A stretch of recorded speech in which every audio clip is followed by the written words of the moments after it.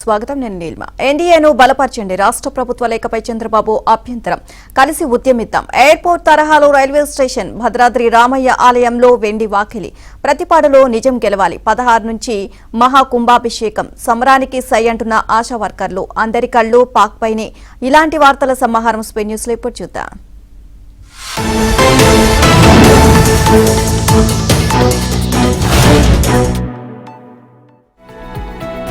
కేంద్ర హోంమంత్రి అమిత్ షా పిలుపు మేరకు టీడీపీ అధ్యక్షుడు చంద్రబాబు ఢిల్లీ వెళ్లారు. ఇద్దరు నేతలు సమావేశమై సుమారు గంట పాటు చర్చలు సాగించారు. దేశవ్యాప్తంగా ఎన్డీఏను బలోపేతం చేస్తున్నామని అమిత్ షా వివరించారు. దేశాన్ని బలోపేతం చేయాలి అంటే అన్ని ప్రాంతాల్లో తమ కూటమి అవసరము అని అమిత్ షా పేర్కొన్నట్లు సమాచారం. ఇతర రాష్ట్రాల్లో కూడా పలు పార్టీలు బీజేపీ వైపు చూస్తున్నాయని అమిత్ షా వివరించారు. ఈసారి 400 సీట్లకు పైగా విజయం సాధించాలి అనే లక్ష్యంగా నిర్ణయించినట్లు ఆయన తెలిపారు. రాష్ట్రంలో బీజేపీ టీడీపీ పొత్తు కుదిరితే బీజేపీ గెలిచే అవకాశాలు ఉన్న సీట్ల గురించి అమిత్ షా ఆరా తీశారు. రాష్ట్రంలో జగన్ వ్యతిరేక పవనాలు వీస్తున్నాయని తమకు సమాచారం అందిందని అమిత్ షా చెప్పినట్లు సమాచారం. ఈ పరిస్థితుల్లో గతంలో ఎన్డీఏను బలోపేతం చేసినట్లుగానే ఇప్పుడు సహకరించాలి అని చంద్రబాబును అమిత్ షా కోరినట్లు తెలిసిందే. ఈ సమావేశంలో బీజేపీ జాతీయ అధ్యక్షుడు జేపీ నడ్డా కూడా పాల్గొన్నారు. బాబు అమిత్ షాతో భేటీకి ముందు చంద్రబాబు మీడియాతో ఇష్టాగోష్ఠిగా మాట్లాడారు. బీజేపీకి దేశ ప్రయోజనాలు ముఖ్యమైతే తెలుగుదేశానికి రాష్ట్ర ప్రయోజనాలు ముఖ్యమని వివరించారు. దీనిని దృష్టిలో పెట్టుకునే తాము నిర్ణయాలు తీసుకుంటామని చెప్పారు. ఇక టీడీపీ ఎంపీలు గల్లా జయదేవ్, రామ్మోహన్ నాయుడు, మాజీ ఎంపీ కంభంపాటి రామ్మోహన్ రావు, ఎన్నికల వ్యూహకర్త రాబిన్ శర్మ తదితరులు చంద్రబాబుతో చర్చలు జరిపారు. వైసీపీ ఎంపీలు లావు కృష్ణదేవరాయలు, రఘురామకృష్ణంరాజు వివిధ అంశాలపై చంద్రబాబుతో చర్చించారు. చంద్రబాబు ఢిల్లీ పర్యటనపై పేటీఎం బ్యాచ్ విషం కక్కుతోంది. మార్కింగ్ ఫోటోలు, లోగోలతో తప్పుడు వార్తలు సృష్టిస్తోంది. చంద్రబాబు ఢిల్లీలో అమిత్ షా కాళ్లు మొక్కినట్లు ఫోటోలు విడుదల చేసింది. అమిత్ షాతో భేటీ మొదలు కాకుండానే పొత్తులు, సీట్లు అంటూ ప్రచారం చేసింది. టీడీపీ అధినేత చంద్రబాబు నాయుడు కేంద్ర హోంమంత్రి అమిత్ షాని కలిసేందుకు ఢిల్లీ వెళ్లారు. ఈ పర్యటనపై కూలీ నీలి మీడియా విషయం కక్కుతోంది. పేటీఎం బ్యాచ్ తప్పుడు వార్తల్ని వ్యాప్తి చెందింది. అమిత్ షా కాళ్లను చంద్రబాబు మొక్కారు అని ఒక మార్ఫింగ్ ఫోటోను విడుదల చేసింది. అదే సమయంలో ప్రధాని మోదీ ముందు చంద్రబాబు చేతులు కట్టుకుని నిలబడినట్లు మరో మార్ఫింగ్ ఫోటోను పేటీఎం బ్యాచ్ వైరల్ చేసింది. ఈ ఫోటోలను వే2 న్యూస్ పేరిట షేర్ చేసింది. దీంతో వే2 న్యూస్ అభ్యంతరం వ్యక్తం చేసింది. ఇదంతా ఫేక్ న్యూస్ అని క్లారిటీ ఇచ్చింది. యోగా డే రోజున చంద్రబాబు యోగా చేస్తున్న ఫోటోను తీసుకొచ్చి అమిత్ షా కాళ్లు మొక్కుతున్నట్లు మార్ఫింగ్ చేశారు. ఈ ఫోటోపై టీడీపీ శ్రేణులు సీరియస్ అయ్యారు. రాజకీయాల్లో విమర్శలు చేయడం వరకు ఓకే గానీ మరి ఇంతలా దిగజారడం పద్ధతి కాదు అని కామెంట్లు ఇస్తున్నారు. మరి ఇంత ద్వేషరాగాలు ఉండకూడదు అని సూచించారు. ఈ మార్ఫింగ్ ఫోటో వ్యవహారంపై వాళ్ళ పోలీసులకు ఫిర్యాదు చేయాలని నిర్ణయించారు. కోర్టులో పిటిషన్ వేయాలని టీడీపీ వర్గాలు భావిస్తున్నాయి.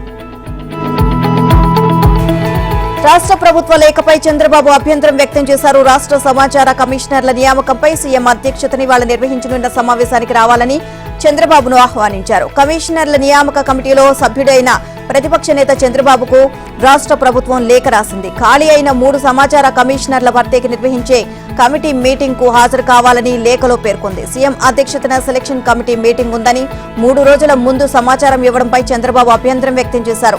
కనీసం 2 వారాల ముందుగా సమాచారం ఇవ్వాలని లేఖ ద్వారా బదులిచ్చారు. కమిషనర్ల పోస్టులకు దరఖాస్తులు చేసుకున్న వారి పూర్తి వివరాలు ఇవ్వాలని కోరారు. ఉపలోకాయుక్త నియామకం విషయంలో ముందస్తు సమాచారం ఇవ్వకపోవడంపై చంద్రబాబు అభ్యంతరం తెలియజేశారు.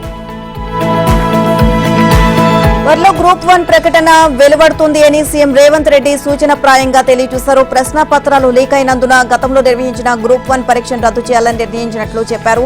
60 ఖాళీలు అదనంగా చేర్చి త్వరలో కొత్తగా నోటిఫికేషన్ విడుదల చేసి పరీక్షలు నిర్వహిస్తామని అన్నారు. వయో పరిమితి సడలింపు ఇచ్చి అందరికీ అవకాశం కల్పిస్తామని సీఎం రేవంత్ హామీ ఇచ్చారు. నియామక బోర్డుల ద్వారా అన్ని శాఖల్లో ఖాళీ పోస్టులను భర్తీ చేయడానికి యుద్ధ ప్రాతిపదికన చర్యలు చేపడుతున్నట్లు తెలియజేశారు. జాబ్ క్యాలెండర్ ప్రకారం పరీక్షలు నిర్వహించి నియామక ప్రక్రియ పూర్తి చేస్తామని హామీ ఇచ్చారు. అధికారంలోకి వచ్చిన వెంటనే సాఫ్ట్ పోస్టులను భర్తీ చేస్తామని సీఎం రేవంత్ గుర్తు చేశారు. రాష్ట్రంలోని 30 లక్షల మంది నిరుద్యోగులకు సంపూర్ణమైన విశ్వాసం కల్పించడానికే ఇలాంటి ప్రత్యేక కార్యక్రమాలు నిర్వహిస్తున్నామని అన్నారు. మరో పక్షం రోజుల్లో 15,000 పోలీసు ఉద్యోగాలు భర్తీ చేస్తామని అన్నారు. సింగరేణి ఖాళీలో 80% ఆ ప్రాంతం వారికి అందజేస్తామని సీఎం రేవంత్ చెప్పారు. రాష్ట్ర కాంగ్రెస్ అధ్యక్షురాలు వైఎస్ షర్మిల లేఖ రాశారు. ఏపీ సీఎం జగన్, టీడీపీ అధినేత చంద్రబాబుకు ఆమె లేఖ పంపారు. అసెంబ్లీ సమావేశాలు జరుగుతున్న నేపథ్యంలో ప్రత్యేక హోదాతో సహా విభజన హామీలపై సభలో చర్చించాలని కోరారు.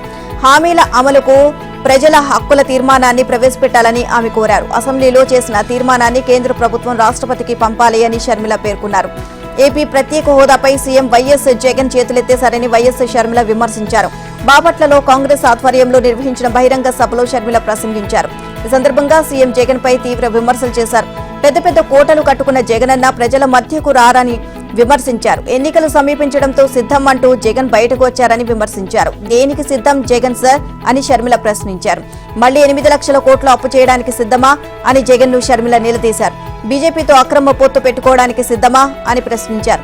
ప్రత్యేక హోదాను మళ్లీ బీజేపీ వద్ద తాకట్టు పెట్టడానికి సిద్ధమా అని ప్రశ్నించారు. మోసం చేయడానికి మీరు సిద్ధమైతే ప్రజలు మిమ్మల్ని ఇంటికి పంపడానికి సిద్ధంగా ఉంటారని షర్మిల హెచ్చరించారు. శ్రీశైలం దేవస్థానం అధికారులు కీలక నిర్ణయాలు తీసుకున్నారు. ఈ నెల 16న మహాకుంభాభిషేకం నిర్వహించడానికి సిద్ధమయ్యారు. మహాకుంభాభిషేకం ఇతర పూజా క్రతువుల నిర్వహణకు ఈ నెల 16 నుంచి 21 వరకు ముహూర్తం నిర్ణయించామని హైకోర్టుకు దేవాదాయ శాఖ నివేదించింది. 21న మహాకుంభాభిషేకం నిర్వహిస్తామని వివరించింది. ఆగమ పండితులను సంప్రదించిన తర్వాత ముహూర్తం ఖరారు చేశామని తెలిపింది. పూర్తి వివరాలతో అదనపు అఫిడవిట్ దాఖలు చేశామని పేర్కొంది. ఈ వివరాలు నమోదు చేసిన ధర్మాసనం పిల్పై విచారణను మూసివేసింది. ప్రధాన న్యాయమూర్తి justice Dheeraj Singh Thakur, justice R Raghunandan రావుతో కూడిన ధర్మాసనం ఆదేశాలు ఇచ్చింది.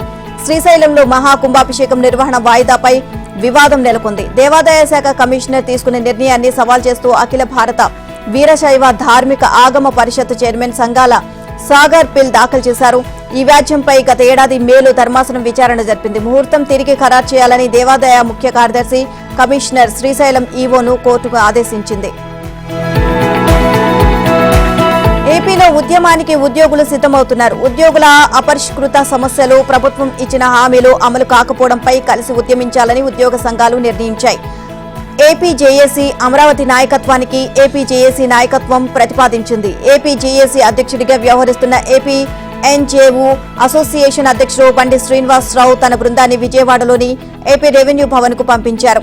ఈ బృందంలో జేఏసీ ప్రధాన కార్యదర్శి హృదయరాజు, ఏపీ ఎన్జీఓ రాష్ట్ర ప్రధాన కార్యదర్శి కేవీ శివారెడ్డి, హర్నాథ్, జగదీష్ తదితరులు ఉన్నారు. ఏపీ జేఏసీ అమరావతి తరపున చైర్మన్ బొప్పరాజు వెంకటేశ్వర్లు, ప్రధాన కార్యదర్శి పలిశెట్టి దామోదర్రావు, అసోసియేట్ చైర్మన్ ఫణి పేర్రాజు, విజయలక్ష్మి, జ్యోతి తదితరులు పాల్గొన్నారు. బండి శ్రీనివాసరావు పంపిన వర్తమానాన్ని ఏపీ జేఏసీ బృందం బొప్పరాజుకు తెలియజేసింది. ప్రభుత్వ ఉద్యోగుల సమస్యలు పరిష్కారం కాకపోవడంతో ఉద్యమం దిశగా వెళ్లాల్సి వచ్చిందని శివారెడ్డి, హృదయరాజు చెప్పారు. ఈ నెల 11న విస్తృత స్థాయి సమావేశం నిర్వహించాలని నిర్ణయించారు. అందుకోసం కార్యాచరణ ప్రకటించనున్నారు. గతంలో మాదిరిగా 2 జేఏసీలు కలిసి పోరాటం సాగిస్తే ప్రయోజనకరంగా ఉంటుంది అని బండి శ్రీనివాసరావు తెలియజేశారు. ఈ సందర్భంగా ఏపీ జేఏసీ బృందానికి బొప్పరాజు ఒక షరతు విధించారు. ఈసారి నల్ల బ్యాడ్జీలు, ధర్నాలు, ప్రదర్శనలు అంటూ సుదీర్ఘ షెడ్యూల్ లేకుండా నేరుగా రాష్ట్ర స్థాయిలో ఉద్యోగుల సత్తా చాటేలా చలో విజయవాడను మళ్లీ నిర్వహిద్దాము అని ప్రతిపాదించారు. వచ్చే లోక్సభ ఎన్నికల్లోనూ విజయం సాధిస్తామని బీజేపీ రాష్ట్ర అధ్యక్షుడు కిషన్ రెడ్డి ధీమా వ్యక్తం చేశారు. మళ్లీ నరేంద్ర మోదీనే ప్రధాని అవుతారు అని ఆయన జోష్యం చెప్పారు. ప్రధాని హోదాలో మోదీ నగరానికి వచ్చి సికింద్రాబాద్ రైల్వే స్టేషన్ ను ప్రారంభిస్తారని అన్నారు. అత్యాధునిక సదుపాయాలతో ఆ స్టేషన్ సిద్ధమవుతోంది అని ఆమె వెల్లడించారు. ఏ నిర్ణయం తీసుకున్నా మోదీ ఖచ్చితంగా అమలు చేస్తారని చెప్పారు. సికింద్రాబాద్ రైల్వే స్టేషన్ ఆధునీకరణ పనులను కిషన్ రెడ్డి పరిశీలించారు. పనుల పురోగతిపై దక్షిణ మధ్య రైల్వే జీఎం అరుణ్ కుమార్ జైన్, ఇతర అధికారులు ఆయనకు వివరించారు. అనంతరం కిషన్ రెడ్డి మీడియాతో మాట్లాడుతూ ఆసక్తికరమైన వ్యాఖ్యలు చేశారు. గతేడాది ఏప్రిల్లో ప్రధాని మోదీ సికింద్రాబాద్ రైల్వే స్టేషన్ పునర్నిర్మాణ పనులను ప్రారంభించారని చెప్పారు. అవి శరవేగంగా జరుగుతున్నాయని వివరించారు. అత్యాధునిక సౌకర్యాల కల్పనే లక్ష్యంగా కొనసాగుతుంది అన్నారు. 2025 చివరి నాటికి పనులు పూర్తవుతాయి అన్నారు. పూర్తిగా విమానాశ్రయం తరహాలో రైల్వే స్టేషన్ రూపుదిద్దుకుంటుంది అన్న ఆశాభావాన్ని వ్యక్తం చేశారు. చెర్లపల్లి టెర్మినల్ పనులు చివరి దశకు చేరుకున్నాయని వివరించారు. త్వరలోనే అందుబాటులోకి తీసుకొస్తామని కిషన్ రెడ్డి వివరించారు. గుంటూరు జిల్లా ప్రతిపాడులో టీడీపీ అధినేత చంద్రబాబు సతీమణి నారా భువనేశ్వరి పర్యటించారు. నిజం గెలవాలి యాత్రలో భాగంగా ఈ పర్యటన చేశారు. చంద్రబాబు అరెస్టుతో మనస్తాపానికి గురై మృతి చెందిన కార్యకర్తల కుటుంబాలను ఆమె పరామర్శించారు. గుడంపాడులో మైల శివయ్య యాదవ, అనంతవరపాడులో వెంకటేశ్వరరావు కుటుంబాలను ఓదార్చారు. ఒక్కో కుటుంబానికి 3 లక్షల చొప్పున ఆర్థిక సాయాన్ని అందజేశారు. ఆయా కుటుంబాలకు టీడీపీ అండగా ఉంటుందని భువనేశ్వరి భరోసా ఇచ్చారు. మనమంతా ఒకే కుటుంబం, ధైర్యంగా ఉండండి అని భువనేశ్వరి సూచించారు. పార్టీ మీకు అండగా ఉంటుందని భరోసా ఇచ్చారు. ఒక్కో కుటుంబానికి 3 లక్షల ఆర్థిక సాయం అందజేశారు. నిజం గెలవాలి పేరుతో యాత్ర చేపట్టిన భువనేశ్వరి పర్యటన చిలుకలూరిపేట, నరసరావుపేట నియోజకవర్గాల్లో సాగింది. చంద్రబాబు అరెస్టును తట్టుకోలేక ఎడ్లపాడు ఎస్టీ కాలనీలో మరణించిన ముగిలి సత్యనారాయణ, నర్సరావుపేట మండలం ములకలూరులోని షేక్ సైదా, పాలకపాడులోని కొలికొండ ఆంజనేయులు, రొంపిచెర్ల మండలం అన్నవరంలో ఉదయ్ శేఖర్, చిన్న భిక్షాలు కుటుంబాలను భువనేశ్వరి పరామర్శించారు. ఓటాన్ అకౌంట్ బడ్జెట్ ను ఏపీ ఆర్థిక మంత్రి బుగ్గన రాజేంద్రనాథ్ రెడ్డి అసెంబ్లీలో ప్రవేశపెట్టారు. ఏపీలో 2024-25 ఏడాదికి 2,86,389 కోట్ల అంచనాతో బడ్జెట్ ను తయారు చేశారు. 2,30,110 కోట్ల రెవెన్యూ వ్యయం, 30,530 కోట్ల మూలధన వ్యయంతో పద్దును ప్రతిపాదించారు. 24,758 కోట్ల రెవెన్యూ లోటు, 55,817 కోట్ల ద్రవ్య లోటును అంచనా వేశారు. రాష్ట్ర స్థూల ఉత్పత్తిలో 3.51% మేర ద్రవ్యలోటు, 1.56% రెవెన్యూ లోటు ఉంటుంది అన్నారు. ఆర్థిక సంవత్సరం మొత్తానికి బడ్జెట్ ప్రతిపాదనలు సమర్పించారు. ఏప్రిల్ నుంచి జూలై నెలల వరకే ఆమోదం తీసుకుంటారు. పూర్తిస్థాయి బడ్జెట్ ను ఎన్నికల తర్వాత కొత్తగా కొలువుదీరే ప్రభుత్వం ప్రవేశపెట్టనుంది. ఇక 2,05,352 కోట్లు రెవెన్యూ రాబడిని బడ్జెట్ లో ప్రభుత్వం అంచనా వేసింది. కేంద్ర పన్నుల ద్వారా 49,286 కోట్లు, రాష్ట్ర పన్నుల ద్వారా 1,09,538 కోట్లు వస్తోంది అని పేర్కొంది. పన్నేతర ఆదాయంగా 14,400 కోట్లు, గ్రాంట్ ఇన్ ఎయిడ్ ద్వారా 32,127 కోట్లు వస్తోంది అని అంచనా వేసింది. రాష్ట్ర సమస్యల పరిష్కారానికి పాత మూస పద్ధతులతో కూడా కాకుండా సరికొత్త విధానాల్ని అవలంబించామని మంత్రి బుగ్గన తెలియజేశారు. పాలనా వికేంద్రీకరణ ద్వారా పౌర సేవలను ప్రజల వద్దకు తీసుకువెళ్లేలా చర్యలు చేపట్టామని అన్నారు. భద్రాద్రి సీతారామచంద్రస్వామి ఆలయంలో వెండి వాకిలి దర్శనం ప్రారంభమైంది. ఆలయ ప్రవేశానికి మొత్తం 3 మార్గాలు ఉండగా ఉచిత దర్శనం దారిలో ఇప్పటికే ఇత్తడి తాపడం ఏర్పాటు చేశారు. అంతరాలయంలో బంగారు వాకిలి గతంలోనే ఏర్పాటు చేశారు. వీటి మధ్యలో ఉన్న ముఖ మండపానికి దాదాపు 100 కిలోల వెండితో తాపడం తయారు చేశారు. వాటిని ఈ మార్గానికి అమర్చారు. హైదరాబాద్ కు చెందిన ప్రముఖ స్థపతి దండపాణి సారథ్యంలో శిల్పకళ ఉట్టిపడేలా దీన్ని తయారు చేశారు. కోవెలలో ఉన్న 70 కిలోల పాత రజతానికి తోడు హైదరాబాద్ కు చెందిన దాత మరో 30 కిలోల వెండిని అందించారు. స్వామివారి దశావతార ప్రతిరూపాలతో ఏర్పాటు చేసిన వెండి వాకిలి భక్తులను విశేషంగా ఆకట్టుకుంటోంది. భద్రాద్రిలో ఇకపై ప్రత్యేకతను సంతరించుకోనుంది. ఈ రోజు మూల విరాట్ కు స్వర్ణ కవచాల అలంకరణ ఉంటుంది. అంతరాలయంలో పూజలు చేయించేవారు వెండి, బంగారు వాకిలి మీదుగా లోపలకు ప్రవేశిస్తారు. అనంతరం మూలమూర్తులను దర్శించుకుంటారు. ఇప్పుడు శని, ఆదివారాల్లో రద్దీ నెలకొంటోంది. భవిష్యత్తులో శుక్రవారం కూడా సందడి నెలకొనే అవకాశం ఉంది. మేడారం దేవాదాయ అధికారులు కీలక నిర్ణయం తీసుకున్నారు. ఆన్లైన్లోనూ మొక్కులు చెల్లించుకోవచ్చు అని సలహా ఇచ్చారు. మేడారం జాతరకు వెళ్లలేని భక్తులు సమ్మక్క సార్లమ్మకు నిలువెత్తు బంగారం సమర్పించే సదుపాయాన్ని దేవాదాయ శాఖ కల్పించింది. మీ సేవ పోస్టాఫీస్ టీయాప్ పోలియో ద్వారా బుక్ చేసుకునే అవకాశం కల్పించింది. భక్తులు వారి బరువు ప్రకారం కిలోకు 60 చొప్పున చెల్లించి నిలువెత్తు బంగారం సమర్పణ సేవను బుక్ చేసుకోవచ్చు. ఈ సేవలను మంత్రి కొండా సురేఖ ప్రారంభించారు. తపాలా శాఖ ద్వారా మేడారం ప్రసాదం పొందే అవకాశాన్ని కల్పిస్తున్నట్లు మంత్రి తెలియజేశారు. కుంభమేళా తర్వాత దేశంలో జరిగే అతి పెద్ద జాతర మేడారం సమ్మక్క సార్లమ్మ జాతర. 2 ఏళ్లకోసారి మాఘమాసంలో 4 రోజుల పాటు కన్నుల పండుగగా జరిగే ఈ గిరిజనుల జాతరకు హాజరై మొక్కులు చెల్లించుకుంటే సర్వశుభాలు కలుగుతాయి అని భక్తులు నమ్మకం. ఆసియాలోనే అతిపెద్ద జాతరగా గుర్తింపు పొందిన ఈ వేడుకను చూసి తరించేందుకు 2 తెలుగు రాష్ట్రాలే కాదు ప్రపంచవ్యాప్తంగా ఉన్న భక్తులు దాదాపు 1 కోటి మంది వరకు వస్తారు అని అంచనా వేస్తున్నారు. మేడారం మహాజాతరకు అంకురార్పణ జరిగింది. జాతర తొలిఘట్టం ప్రారంభమైంది. మేడారంలోని సమ్మక్క గుడిని శుద్ధి చేసిన కోయ పూజారులు అనంతరం ప్రత్యేక పూజలు చేశారు. మేడారం వాసులు ఇవాళ్టి నుంచి ప్రధాన జాతర వరకు ఒక్కపొద్దులు ఉంటారు. జాతర ఆశాంతం పూర్తిగా ఆదివాసీ సంస్కృతి సంప్రదాయాలతో నిర్వహిస్తారు.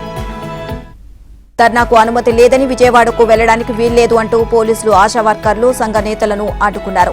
కోవిడ్ సమయంలో ప్రాణాలను సైతం కష్టపడి పనిచేసిన తమకు కనీసం వేతనం 26,000 ఇవ్వాలని డిమాండ్ చేస్తున్నారు. పాదయాత్రలో వైఎస్ జగన్ ఇచ్చిన హామీలను అమలు చేయాలని ఆశా వర్కర్లు కోరుతున్నారు. మహిళలు అని చూడకుండా పోలీసులు దౌర్జన్యం చేస్తున్నారని ఆశలు వాపోతున్నారు. రాబోయే ఎన్నికల్లో సీఎం జగన్ కు బుద్ధి చెబుతామని హెచ్చరిస్తున్నారు. కాకినాడ జిల్లాలో ఆశా వర్కర్లపై పోలీసులు ఉక్కుపాదం మోపారు. ఆర్టీసీ బస్సులు, ప్రైవేటు వాహనాలు, ద్విచక్ర వాహనాలను తనిఖీలు చేస్తున్నారు. ఇప్పటికే పలువురికి పోలీసులు ముందస్తుగా నోటీసులు అందించారు. మరోవైపు గండేపల్లి పోలీసులు అత్యుత్సాహాన్ని ప్రదర్శించారు. ఆశా వర్కర్లు ధర్నాకు వెళ్లనివ్వకుండా సచివాలయంలో నిర్బంధించారు. కనీసం మంచినీళ్లు కూడా ఇవ్వడం లేదు అని వాపోయారు. తమ డిమాండ్లను అడిగితే ఇలా అరెస్టులు చేయడం దుర్మార్గమని మండిపడ్డారు. సీఎం జగన్ కు ఎన్నికల్లో తగిన బుద్ధి చెబుతామని వార్నింగ్ ఇచ్చారు. నల్గొండ జిల్లా మాడుగులపల్లిలో అమానవీయ ఘటన చోటు చేసుకుంది. ఆగమోత్పూర్లో వృద్ధ దంపతులు ఆత్మహత్యత్నానికి పాల్పడ్డారు. జీవిత చర్మాంకంలో సంతానం ఆదరణ చూపకపోవడంతో వారు మనస్తాపానికి గురయ్యారు. చివరికి ఆ వృద్ధులు ఆత్మహత్యాయత్నానికి సిద్ధమయ్యారు. ఈ ఘటనలో మల్లెబోయిన లింగయ్య మృతి చెందగా ఆయన భార్య పెంటమ్మ పరిస్థితి విషమంగా ఉంది. ఇక లింగయ్య పెంటమ్మ దంపతులకు 3 కుమారులు కుమార్తె ఉన్నారు. ఇందులో ఒక కుమారుడు చనిపోయాడు. మిగిలిన పిల్లలంతా పెళ్లిళ్లు జరిగి జీవితంలో స్థిరపడ్డారు. ఉన్న కొద్దిపాటి ఆస్తులు పంచుకున్నారు. వృద్ధాప్యంతో మంచాన పడ్డ తల్లిదండ్రులను గాలికి వదిలేశారు. దీంతో ఒకవైపు అనారోగ్యం ఎదురవడంతో వృద్ధ దంపతులు ఆర్థికంగా చితికిపోయారు. ఓవైపు ఆర్థిక ఇబ్బందులు, మరోవైపు ఆదరించేవారు లేక వృద్ధ దంపతులు కష్టాలు పడుతున్నారు. వేరే దారి లేక మృత్యు మార్గాన్ని ఎంచుకున్నారు. పురుగుల మందు తాగి ఆత్మహత్యయత్నం చేశారు. ఈ ఘటన స్థానికంగా తీవ్ర విషాదాన్ని నింపింది. వైసీపీ నేతలు సైకిల్పై ఆసక్తి చూపిస్తున్నారు. ఫ్యాన్ గాలి అందకపోవడంతో సైకిల్ ఎక్కడానికి సిద్ధమవుతున్నారు. వైసీపీకి గుడ్ బై చెప్పి టీడీపీ తీర్థం పుచ్చుకుంటున్నారు. ఎన్టీఆర్ జిల్లా నందిగామలో టీడీపీలోకి వలసలు కొనసాగుతున్నాయి. 4వ వార్డుకు చెందిన 50 కుటుంబాలు మాజీ ఎమ్మెల్యే తంగిరాల సౌమ్య సమక్షంలో టీడీపీలో చేరాయి. వీరికి పార్టీ కండువా కప్పి టీడీపీలోకి ఆహ్వానించారు. సౌమ్య సైకో పరిపాలనతో రాష్ట్రమంతా సర్వనాశనం అయ్యింది అని మాజీ ఎమ్మెల్యే తంగిరాల సౌమ్య ఆరోపించారు. నిత్యావసరాల వస్తువుల ధరలు భారీగా పెరిగిపోయాయని వివరించారు. రాష్ట్రంలో మద్యం మాఫియా, ఇసుక మాఫియా పేటరేగిపోయింది అని సౌమ్య ఆగ్రహాన్ని వ్యక్తం చేశారు. రాష్ట్రంలో కనీసం తాగునీరు, సాగునీరు అందక ప్రజలు ఇబ్బందులు పడుతున్నారని వివరించారు. టీడీపీ అధికారంలోకి రావడం ఖాయమని సౌమ్య ధీమాని వ్యక్తం చేశారు. చంద్రబాబుతోనే సంక్షేమ పాలన అందుతుంది అని మాజీ ఎమ్మెల్యే సౌమ్య స్పష్టం చేశారు. అనంతపురం జిల్లాలోనూ వలసలు కొనసాగుతున్నాయి. వైసీపీ నుంచి టీడీపీలోకి భారీగా వలసలు కొనసాగుతున్నాయి. మాజీ మంత్రి పరిటాల సునీత సమక్షంలో రాప్తాడు నియోజకవర్గ వైసీపీ కార్యకర్తలు, నాయకులు టీడీపీ తీర్థం పుచ్చుకున్నారు. రాజనపల్లి మాజీ ఎంపీటీసీ రమణారెడ్డితో పాటు ఇతర వైసీపీ నాయకులు కలిసి దాదాపు 80 కుటుంబాలు టీడీపీలో చేరాయి. వారికి పార్టీ కండువా వేసి సునీత టీడీపీలోకి ఆహ్వానించారు. వైసీపీ ఎమ్మెల్యే తోపుదుర్తి ప్రకాష్ రెడ్డి తీరుతో విసిగిపోయిన తాము టీడీపీలో చేరినట్లు వారు తెలియజేశారు. రాప్తాడు నియోజకవర్గంలో టీడీపీ పూర్వ వైభవానికి కృషి చేస్తామని అన్నారు. పరిటాల సునీత భారీ మెజారిటీతో గెలవడం ఖాయమని టీడీపీలో చేరిన కార్యకర్తలు స్పష్టం చేశారు. విశాఖలో జగన్ ఫ్లెక్సీలపై విమర్శలు వెల్లువెత్తుతున్నాయి. ఫ్లెక్సీల్లో ఉన్న హావభావాలు ప్రజలను భయోత్పేతానికి గురిచేసేవిలా ఉన్నాయి అని ప్రతిపక్షాలు ఆరోపిస్తున్నాయి. వైసీపీ సిద్ధం ప్రతిపక్షాలపై యుద్ధంలా ఉంది అని పలువురు ఆక్షేపిస్తున్నారు. ఎన్నికలకు వైసీపీని సమాయత్తం చేసేందుకు సీఎం జగన్ సిద్ధం పేరుతో భారీ సభలు నిర్వహిస్తున్నారు. రాష్ట్రంలో పలు చోట్ల సిద్ధం పేరుతో సభలను ఏర్పాటు చేస్తున్నారు. సిద్ధం సభలను విజయవంతం చేయడానికి ప్రజలను వైసీపీ నేతలు బలవంతంగా తరలించడం, ముఖ్యమంత్రి ప్రసంగాలు వినలేక సభల నుంచి వెళ్లిపోవడం జరుగుతోంది. ఇక వైసీపీ సిద్ధం ఫ్లెక్సీలపై బీజేపీ రాష్ట్ర ఉపాధ్యక్షుడు విష్ణుకుమార్ రాజు ఘాటైన వ్యాఖ్యలు చేశారు. దిక్కుమాలిన వైసీపీ సిద్ధం పోస్టర్లను చూస్తుంటే చాలా భయం వేస్తుంది అన్నారు. పోస్టర్లలో పిడికిలి బిగించి ఉన్న ఫోటోపై కూడా తీవ్ర అభ్యంతరం వ్యక్తం చేశారు. వైసీపీకి ఓటు వేయకపోతే పిడికిలి బిగించి కొడతాము, ప్రజాబలమంతా రెడీగా ఉండాలి అని హెచ్చరించినట్లు ఉంది అని విష్ణుకుమార్ రాజు అభిప్రాయపడ్డారు. ఇంతవరకు హెచ్ఎండిఏ రెరా కార్యాలయాల్లో పనిచేసిన శివబాలకృష్ణ ఆడిందే ఆటగా సాగింది. ఈ విషయం ఏసీపీ అధికారుల పరిశీలనలో తేలింది. గట్టి పలుకుబడి ఉండడంతో అప్పట్లో అతడిపై ఎవరూ ఫిర్యాదు చేయలేదు. ఇప్పుడు ఏసీబీకి చిక్కడంతో బాధితులు ఒక్కొక్కరు బయటకు వస్తున్నారు. అతడి అక్రమాలపై ఏసీబీకి ప్రస్తుతం 4 ఫిర్యాదులు అందాయి. తమ దస్త్రాలకు అనుమతి ఇచ్చే విషయంలో శివబాలకృష్ణ అక్రమాలకు పాల్పడినట్లు బదులిచ్చిన ఫిర్యాదులను పరిశీలిస్తున్నట్లు ఏసీబీ జాయింట్ డైరెక్టర్ సుధీంద్ర తెలియజేశారు. శివబాలకృష్ణ అక్రమాస్తుల చిట్టా తవ్విన కొద్దీ బహిర్గతమవుతోంది. ప్రభుత్వ లెక్కల ప్రకారం ఆదాయానికి మించిన ఆస్తుల విలువ సుమారు 13 కోట్లు కాగా బహిరంగ మార్కెట్లో వాటి విలువ 250 కోట్లకు పైనే ఉంటుంది అని ఏసీబీ అంచనా. ఆదాయానికి మించిన ఆస్తుల కేసులో అరెస్టైన హెచ్ఎండిఏ మాజీ సంచాలకుడు శివబాలకృష్ణ కస్టడీ ముగియడంతో ఏసీబీ అధికారులు అతడిని తిరిగి చెంచల్గూడ జైలుకు తరలించారు. ఏసీబీ వివిధ కోణాల్లో విచారించడంతో అతడి దందాలు మరిన్ని బహిర్గతమయ్యాయి. అతడు తన అక్రమ దాని ఎక్కువ స్థిరాస్తుల కొనుగోళ్లకే వెచ్చించినట్లు తెలిసింది. శివబాలకృష్ణతో పాటు కుటుంబ సభ్యులు బినామీల పేరిట మొత్తం 214 ఎకరాల వ్యవసాయ భూములు, 29 ప్లాట్లు, 8 ఇళ్లు ఉన్నట్లు ఇప్పటి వరకు జరిగిన దర్యాప్తులో తేలింది. మరోవైపు 3 రోజుల పాటు హెచ్ఎండిఏ ప్రధాన కార్యాలయంలో ఏసీబీ తనిఖీలు చేసింది.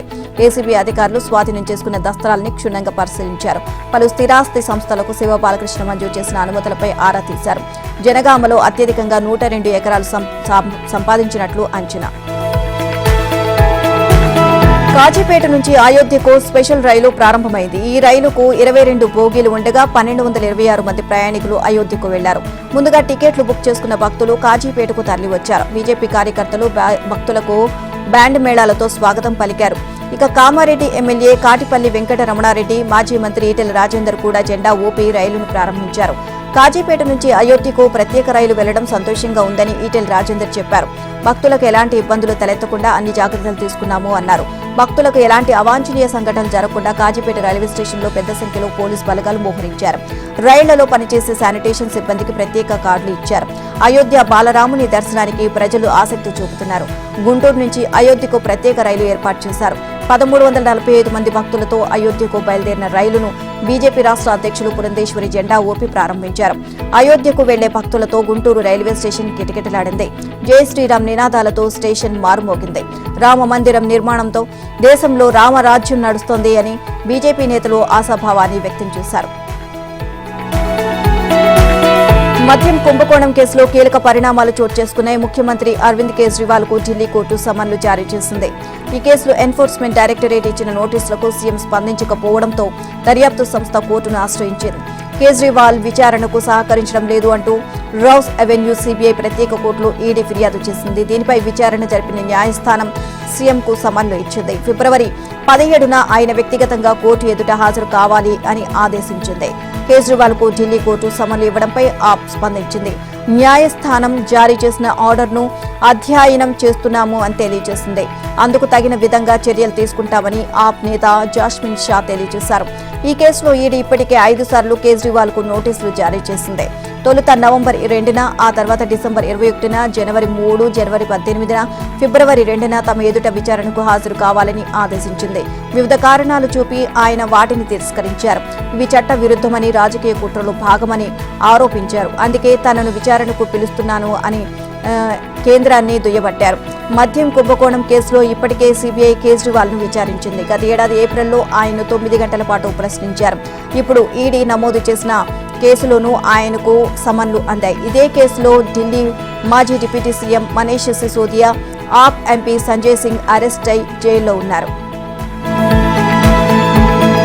యూకేలో సంక్రాంతి సంబరాలు అంబరాన్ని అంటాయి. 1300 మందితో కలిసి లండన్ హోరో లీజర్ సెంటర్లో గోదారోళ్ల గ్రూపు సభ్యులు సంక్రాంతి వేడుకలు నిర్వహించారు. గత కొన్ని సంవత్సరాలుగా యూకేలో ఈ వేడుకలు నిర్వహిస్తున్నారు. ఇక్కడ గోదారోళ్ల సంక్రాంతి సంబరాలకు ప్రత్యేక స్థానం ఉంది. ఈ సంబరాలతో గోదావరి రుచులకు, పిండి వంటలకు, ఆచారాలకు, సంస్కృతి సంప్రదాయాలకు ప్రాధాన్యత ఇస్తారు. భోగి పళ్లతో మొదలుకొని గొబ్బిళ్లు, హరిదాసు, ముగ్గులతో పాటు నృత్యాలు, నృత్య రూపకాలు ఎంతో అలరించాయి. గోదారోళ్ల వంటకాలను గ్రూప్ సభ్యులు స్వయంగా వండి వడ్డించారు. అందరూ కలిసి అరిటాకులతో సాంపక్తి భోజనాలు చేశారు. రాజమండ్రి, రోజ్ మిల్క్, జున్ను వంటివి అందరినీ ఆకట్టుకున్నాయి. సంబరాల్లో లక్కీ డ్రా నిర్వహించారు. ఇందులో బంగారం, వెండి మొదలైన గిఫ్ట్లను, ఆహుతులను గెలుచుకున్నారు. యూకేలో నివసిస్తున్న వివిధ ప్రాంతాల తెలుగువారు ఈ వేడుకల్లో పాల్గొన్నారు. అందరికీ జంతికలు, మైసూర్ పాక్, కరగజ్జంతో పాటు సారెను పంచిపట్టి వేడుకలకు ముగింపు పలికారు.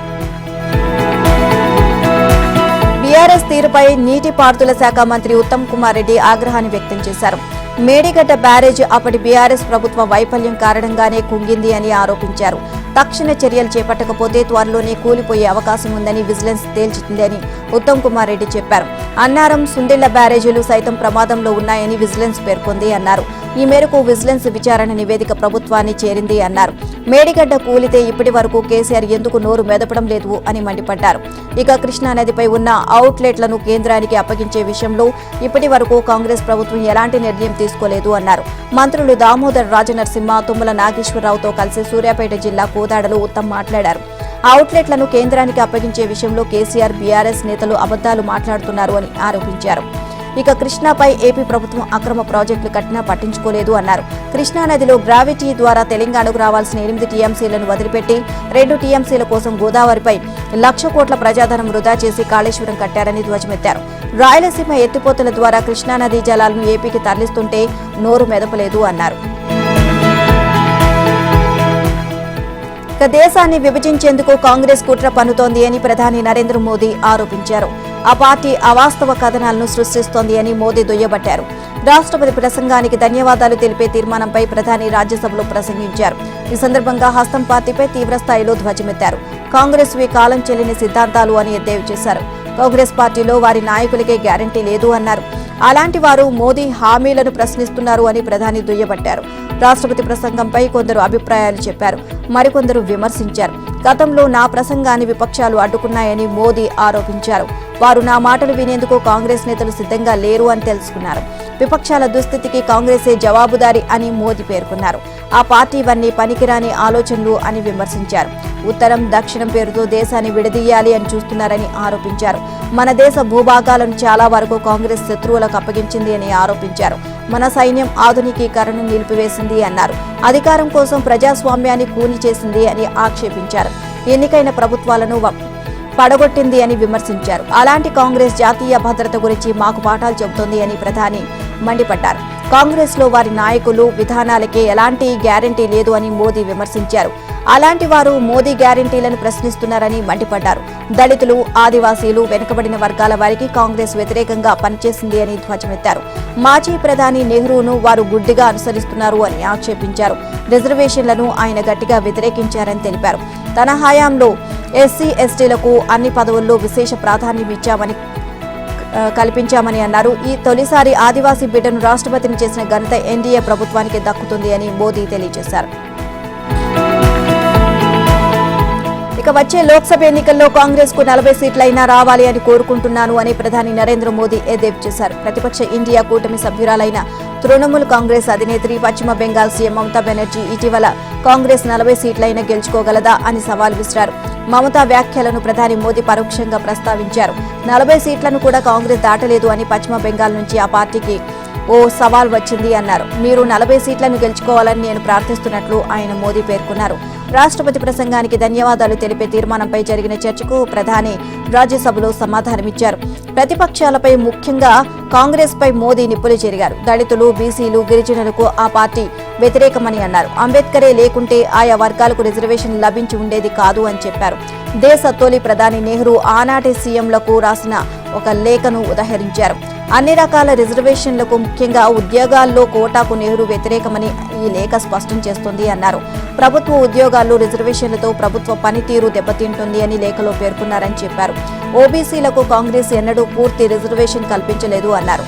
జనరల్ కేటగిరీలో పేదలకు ఆ పార్టీ ఎన్నడూ రిజర్వేషన్ ఇవ్వలేదు అని తెలిపారు. భారతరత్నకు అంబేద్కర్ను అర్హుడిగా కాంగ్రెస్ భావించలేదు అన్నారు. తన కుటుంబానికి మాత్రం ఆ అత్యున్నత పురస్కారం ఇస్తూ వెళ్లింది అని ప్రధాని విమర్శించారు. పాకిస్తాన్తో మ్యాచ్పై క్రికెట్ అభిమానులు ఆసక్తి పెంచుకున్నారు. గతేడాది వన్డే ప్రపంచ కప్లో దాయాదుల పోరును తిలకించారు. అంతకు ముందు ఆసియా కప్లోనూ చూశారు. ఇప్పుడు మరోసారి భారత్, పాకిస్తాన్ జట్ల మధ్య మ్యాచ్ను వీక్షించే అవకాశం మున్ముందు ఉంది. అండర్-19 ప్రపంచ కప్లోనే పోటీలు నిర్వహించాల్సి ఉంది. ఇక ఇప్పుడు సూపర్ 6 దశలో భారత్, పాక్ జట్లు ఒకే గ్రూప్లోనే ఉన్నాయి.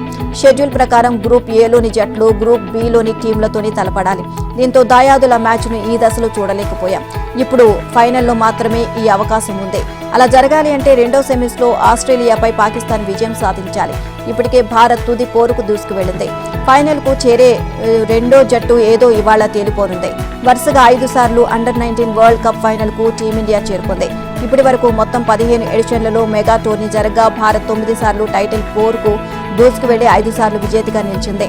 కానీ భారత్, పాక్ జట్లు కేవలం ఒక్కసారి మాత్రమే ఫైనల్లో తలపడ్డాయి. 2006 ఎడిషన్లో పాకిస్తాన్ విజయం సాధించి టైటిల్ను ఎగురవేసుకుపోయింది. దీంతో ఒకవేళ ఇప్పుడు దాయాది దేశం ఫైనల్కు వస్తే మాత్రం బదులు తీర్చుకోవాలని భారత్ అభిమానులు బలంగా కోరుకుంటున్నారు. ప్రస్తుత వరల్డ్ కప్ లో డిఫెండింగ్ ఛాంపియన్ గా బరిలోకి దిగిన భారత్ వరుస విజయాలతో ఫైనల్ కు వెళ్లింది. సెమీస్ లో పోరాడి మరీ గెలిచిన భారత ఆటగాళ్లు మరింత ఉత్సాహంతో ఉన్నారు. ఇక మరోవైపు పాక్ కూడా సెమీస్ కు ఓటమి లేకుండా వచ్చింది. అయితే ఆస్ట్రేలియాను తక్కువగా అంచనా వేయడానికి వీల్లేదు. నాకౌట్ దశలో ఆసీస్ ప్లేయర్లు చెలరేగిపోయే అవకాశం ఉంది.